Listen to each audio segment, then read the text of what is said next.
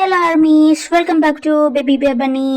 അപ്പം ഇന്ന് പുതിയൊരു എഫേർട്ടാണ് വന്നേക്കുന്നത്, fall in love with his enemy. പിന്നെ ഞങ്ങൾക്ക് ഈ സ്റ്റോറി ഇഷ്ടമാണെങ്കിൽ ലൈക്ക് ചെയ്യുക, ഷെയർ ചെയ്യുക, സബ്സ്ക്രൈബ് ചെയ്യുക. പിന്നെ ഒന്ന് കമൻറ്റ് കൊണ്ട് ചെയ്യണേ പ്ലീസ്. ഞാൻ എല്ലാ പ്രാവശ്യവും പറയുന്നത് കമൻറ്റ് ചെയ്യണം, പക്ഷെ എനിക്ക് ആരും കമൻറ്റ് എനിക്ക് സ്റ്റോറി എന്ത് ഫീൽ ചെയ്യുന്നു കമൻറ്റ് ചെയ്യുക.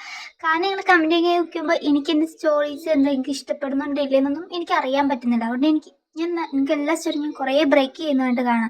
അപ്പം ഞങ്ങൾക്ക് ഇഷ്ടപ്പെടുന്നില്ല എന്നിട്ട് ഞാൻ എല്ലാ സ്റ്റോറിയും ബ്രേക്ക് ചെയ്ത് കളഞ്ഞേക്കുന്നത്, സ്റ്റാർട്ടിങ് ചെയ്യാതെ കണ്ടിന്യൂ ആയിട്ട് ചെയ്യാതെ പോകുന്നതും. സോ ഇഷ്ടമായെങ്കിൽ ഇഷ്ടമായി, ഇഷ്ടമല്ലെങ്കിൽ ഇഷ്ടമായില്ല, അല്ലെങ്കിൽ എന്തെങ്കിലും ചേഞ്ച് വേണം, കുറച്ചും കൂടി ഇങ്ങനെ ആകണം. ഒരു സ്റ്റോറി കേൾക്കുമ്പോൾ എല്ലാവർക്കും ഒരു കൺസെപ്റ്റ് ഉണ്ടാവും, ഇങ്ങനെ വരണം അങ്ങനെ വരണം, കുറച്ചും കൂടെ ഇതായി ഇച്ചിരി ഒരു ഇത് വന്നാൽ എനിക്ക് കേൾക്കുമ്പോൾ രസം ഉണ്ടാകും. അപ്പോൾ അതിന് പല പല അഭിപ്രായങ്ങൾ തോന്നുമല്ലോ. അപ്പോൾ അങ്ങനെ എന്തെങ്കിലും നിങ്ങൾക്ക് തോന്നുന്നുണ്ടെങ്കിൽ ഒന്ന് ജസ്റ്റ് ഒന്ന് കമൻറ്റ് ചെയ്യുക. കാരണം നിങ്ങൾ പറഞ്ഞാൽ ആർമീസ് എനിക്ക് മനസ്സിലാക്കാൻ പറ്റും എൻ്റെ പ്രശ്നം എന്താണെന്ന്, എനിക്ക് ഇഷ്ടപ്പെടുന്നുണ്ടില്ലെന്ന് അറിയുന്നത്.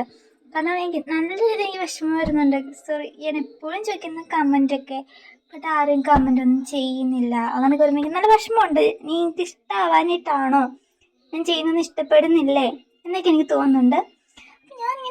ഞാനിനി ഇരുന്ന് ഇങ്ങനത്തെ കഥ പറഞ്ഞ് നീട്ടി പോകണമെന്നില്ല. അതൊക്കെ സ്റ്റോറി സ്റ്റാർട്ട് ചെയ്യാം. അപ്പോൾ ഈ സ്റ്റോറിക്കെങ്കിലും ജസ്റ്റ് എനിക്ക് ഇഷ്ടപ്പെട്ട കേൾക്കുന്നവരെ ഒന്ന് കമൻറ്റെങ്കിലും ചെയ്യുക. അപ്പോൾ സ്റ്റോറിയിലെ ഒരു ക്യാരക്ടർ ഇതിനെക്കുറിച്ച് ഒരു ചെറിയ ഇൻട്രോ തരാം. ഇവിടെ 2 കൺട്രീസാണുള്ളത്. ഒന്ന് ചിയോങ് കൺട്രി ആൻഡ് മറ്റൊന്നൊരു കിം കൺട്രി. അപ്പോൾ ചിയോങ് കൺട്രിയും കിം കൺട്രിയും രണ്ടും നമ്മൾ എനിമീസാണ്. ചിയോങ് കൺട്രിയിലെ കിങ് ആണ് ജങ്കുക്ക്. കിം കൺട്രിയിൽ കിങ് അല്ല, കിങ്ങിൻ്റെ മകനായിട്ടാണ് നിൽക്കുന്നത്. കിങ് ആയിട്ട് തേനെ മാറ്റിയിട്ടില്ല. കിങ്ങിൻ്റെ പദവി ഇതുവരെ ഏറ്റെടുത്തിട്ടില്ല. ഇപ്പോഴും കിങ്ങിൻ്റെ സണ്ണായിട്ടാണ് നിൽക്കുന്നത്. അതായത് തേയുടെ അച്ഛനാണ് അവിടെ ഭരിക്കുന്നത്, കിങ് ആയിട്ട് നിൽക്കുന്നത്. പിന്നെ ശത്രുക്കളാവാൻ കാരണം ജെകെയുടെ ഫാമിലീനെ, അച്ഛനും അമ്മേനെ കൊന്നത് കിം ഫാമിലി, അതായത് കിം ആണ്, അതായത് തേയുടെ ഫാദർ ആണ്, അവരാണ് കൊന്നു കളഞ്ഞത്. ഇവർ നേരത്തെ ഫ്രണ്ട്സ് ആയിരുന്നു, ഒരു ഫ്രണ്ട്ലി ആയിരുന്നു 2 കൺട്രീസ് തമ്മിൽ. എനിമി ആവാൻ കാരണം തന്നെ ഇങ്ങനെ കിം വന്ന് ജങ്കുക്കിൻ്റെ ഫാമിലീനെ കൊന്നതിൻ്റെ പേരിലാണ് ഇവർ തമ്മിൽ ഭയങ്കര ശത്രുക്കളായിട്ടുള്ളത്. പിന്നെ ഇങ്ങനെ ഇവർ ക്യാരക്ടറിനെ കുറിച്ച് ജസ്റ്റ് ഒന്ന് പറഞ്ഞുതരാം. ജെകെ ഭയങ്കര കോൾഡും റൂഡും ആയിട്ടുള്ള ആൾക്കാരാണ്. അത് ജെകെയുടെ കൺട്രീസിലുള്ള ആൾക്കാരല്ല, മീൻസ് കൺട്രീസ് അല്ല, തെറ്റ് ചെയ്യുന്നവരോട് അവനങ്ങനെ വരുള്ളൂ.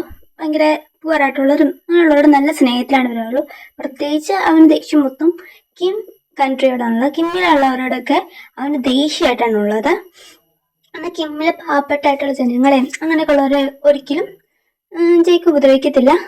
ജെകെക്ക് ദേഷ്യം മൊത്തമുള്ളത് കിങ് ഫാമിലി ഉണ്ടല്ലോ, അവരോട് മാത്രമേ ജെകെക്ക് ദേഷ്യമുള്ളൂ. അല്ലാതെ ആ രാജ്യത്തുള്ളവരാരോടും ജെകെക്ക് യാതൊരു വിരോധവും ഇല്ല. പിന്നെ തേങ്ങ ഭയങ്കര സ്വീറ്റ് ആൻഡ് കൈൻഡ് ഹാർട്ടാണ്. തേയുടെ ഫാദറിനെ പോലും നല്ല ഭയങ്കര സ്വീറ്റാണ്. പിന്നെ തേക്ക് അവന് ഒട്ടും ഇഷ്ടമല്ലാത്തത് അവൻ ഫാദറിനെയാണ്. അവന് ഒട്ടും ഇഷ്ടമല്ല. പിന്നെ തേയുടെ ഫാദറിനെ കുറിച്ചാണ്, തേയുടെ ഫാദർ ഭയങ്കര റൂട്ടാണ്, റെക്കഡാണ്, ഒരിക്കലും ഒന്നിനും സ്നേഹിക്കില്ല. കാശാണ് ഏറ്റവും വലിയ, പദവിയാണ് വലുത്, അങ്ങനെ ചിന്തിക്കുന്ന ഒരാളാണ്. തൻ്റെ രാജ്യത്തിന് വേണ്ടി യാതൊന്നും ചെയ്തിട്ടില്ല. സ്വന്തം കൺട്രിയിലെ പീപ്പിൾസിന് അടിമയായിട്ട് വെച്ചിട്ട് തനിക്ക് വേണ്ടി എല്ലാം ചെയ്തിട്ടുണ്ടെങ്കിൽ പാവപ്പെട്ടവരെ ഭയങ്കര രീതി ഉപദ്രവിക്കുകയൊക്കെ ചെയ്യാണ്. പക്ഷേ ഇതിനൊന്നും സമ്മതിക്കത്തില്ല. അച്ഛനറിയാതെ സീക്രട്ടായിട്ട് ഇവരെ രക്ഷിക്കും, അവർക്ക് ഒരുപാട് കാര്യങ്ങളൊക്കെ ചെയ്തിട്ട് കൊടുക്കുകയും ചെയ്യും. പിന്നെ അപ്പോൾ ചെറിയ ഇൻട്രോ ഒക്കെ കഴിഞ്ഞ് നമുക്ക് നേരെ ഇനി സ്റ്റോറിയിലേക്ക് പോകാം. അപ്പോൾ സ്റ്റോറി തുടക്കത്തിൽ കിം കണ്ടിട്ടാണ് നടത്തുന്നത്. അപ്പോൾ കിമ്മിനകത്ത് ഒരു റൂമിൽ ഒരാൾ എല്ലാ സാധനവും വലിച്ചെറിഞ്ഞ് ഇനി ദേഷ്യപ്പെടുകയാണ്. ഇല്ല ഞാനത് ചെയ്യത്തില്ല എന്നൊക്കെ. അപ്പം ഞാൻ പറഞ്ഞേക്കാം, അമ്മ എന്തൊക്കെ പറഞ്ഞാലും എന്നെയും കൂടെ അത് ചെയ്യാൻ പറ്റത്തില്ല, എനിക്കിഷ്ടമല്ല അയാളെ കെട്ടിനാനും കഴിക്കാൻ. പിന്നെ എന്തർത്ഥത്തിലാണ് നിങ്ങളെല്ലാം കൂടെ എന്നെ വിവാഹം ചെയ്യുന്നത്? അയാളെപ്പോഴും ഒരു ദുഷ്ടനെ ഞാൻ കണ്ടിട്ട് പോലുമില്ല.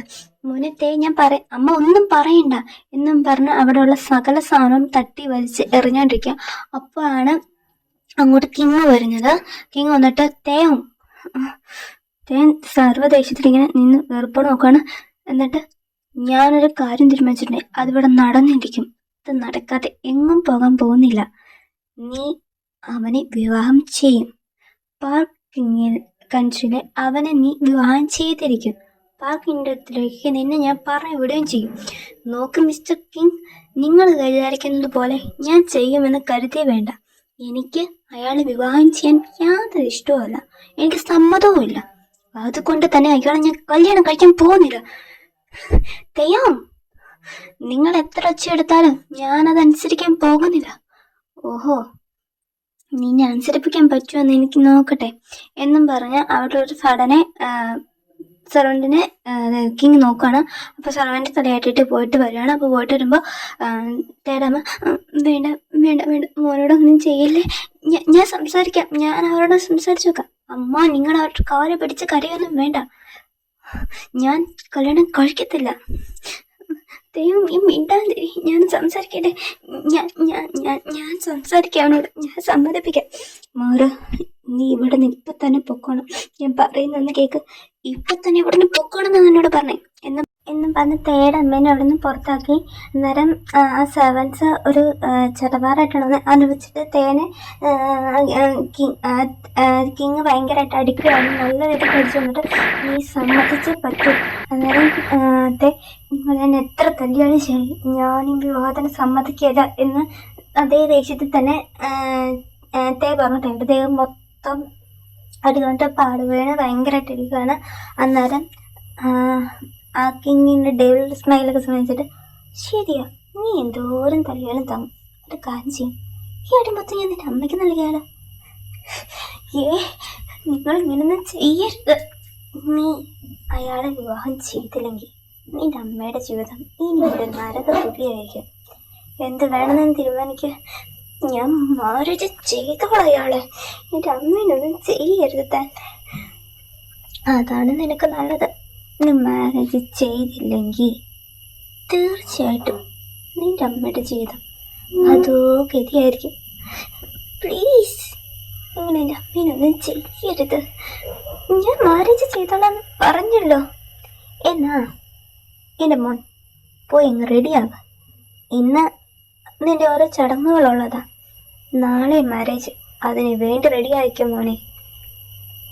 അപ്പോൾ മീൻസ് ഞാൻ ഈ ഒരു സ്റ്റോറി ഇവിടെ കൊണ്ട് മീൻസ് ഈ എപ്പിസോഡ് ഞാൻ ഇവിടെ നിൽക്കുക. ഇനി വേണമെങ്കിൽ ഈ സ്റ്റോറി ഇഷ്ടപ്പെട്ട് കണ്ടിന്യൂ ചെയ്യണമെങ്കിൽ കമൻറ്റ് ചെയ്യുക, കണ്ടിന്യൂ ചെയ്യണമെന്ന്. ഞാൻ കമൻറ്റ് ചെയ്യുന്നില്ലെങ്കിൽ ഞാൻ ഈ സ്റ്റോറി ഇവിടെ കൊണ്ട് തന്നെ വൈൻഡപ്പ് ചെയ്യാണ്.